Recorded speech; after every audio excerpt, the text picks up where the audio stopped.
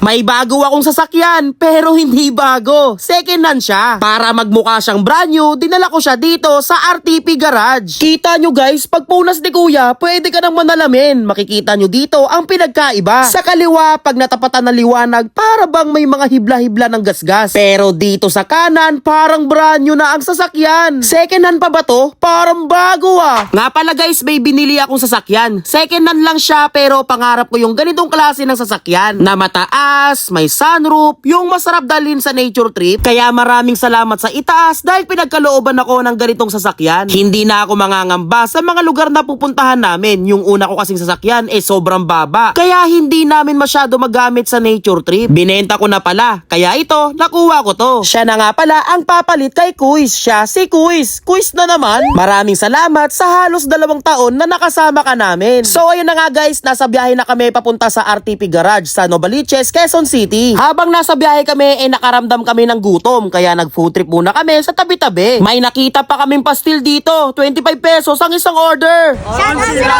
Onsi Loco! Onsi Loco! Shoutout mo kay Chris Charlie Boy. Ay, ayoko ako sinataon! May nakita rin kami ditong barbecuehan. Kaya umorder na rin kami. Kaya tara, food trip muna tayo.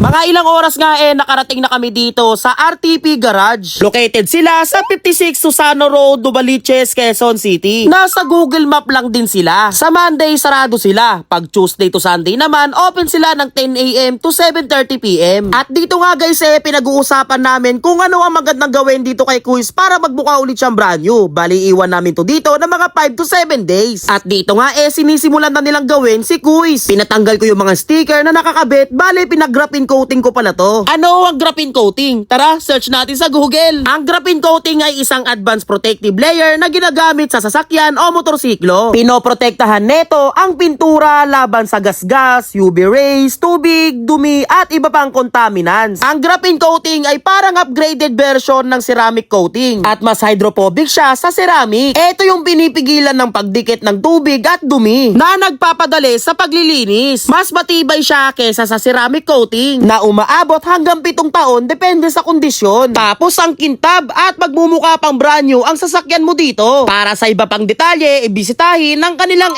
FB page. Sir, magandang araw po sir. Ano po ino-offer nyo dito sa may RTP Garage? Ano po yung mga services nyo dito? Alright guys, mainly ino-offer namin for aesthetic, no? So pang motor, pang sasakyan pwede. So basically, ang ino-offer namin sa RTP Garage, no, vinyl wrapping, sticker decals, auto detailing, ceramic and graphene coating, nano ceramic window tint, and PPF or yung paint protection paint. Sir, tanong lang po sir, mabilis po ba kayo gumawa dito? Okay guys, about dyan. So hindi kasi namin masyadong minamadali yung mga gawa dito. So nag-schedule kami, iniiwan ng mga ilang days yung sasakyan. Then nag-update kami through FB, through Messenger kung if ever ready na for pick up yung sasakyan. Pero may target date naman kami. Kasi syempre ginagamit din naman yung mga sasakyan, di ba? So may target date lang kami. So kung tatanungin if mabilis, sakto lang, no? Super meticulous kasi kami, so hindi talaga totally mabilisan or bara-bara yung gawa. Talagang pulido yung gawa nyo sir, no? Hindi nyo minamadali. Yes. Kasi kapag minadali namin guys, ang mangyayari kasi niyan, malamang sa malamang, hindi kayo satisfied sa gawa ng output natin. Ngayon nga po sir, sobrang satisfied nga po sa nangyari, yo. Biro nyo, year 2015 model ito, Montero na to, tapos tingnan mo naman, parang year 2028 siya nilabas. Advance ha. Pero, grabe, sobrang kintab.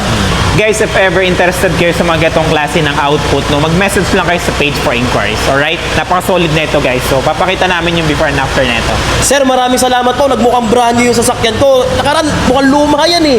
Sir, maraming salamat po sir ha. Okay, alright. Guys, if ever interested kayo, mag-message lang kayo sa page yung mga ganitong klase ng quality ng output, okay? Thank you.